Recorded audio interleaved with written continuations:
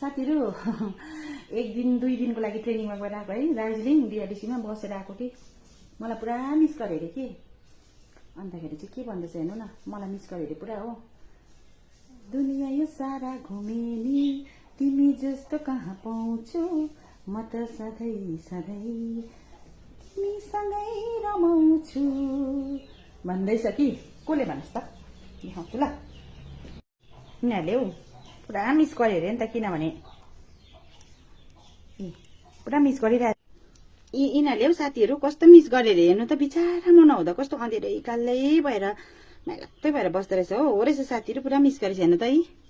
पक्कै तिमी जस्तो कहाँ पाउँछु भनेको त ठिक्कै भनेको रहेछ हेर्नु त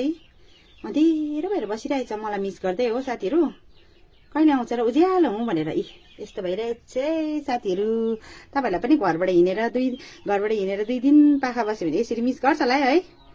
घरकोहरूले कमेन्टमा भन्नुहोस् ल।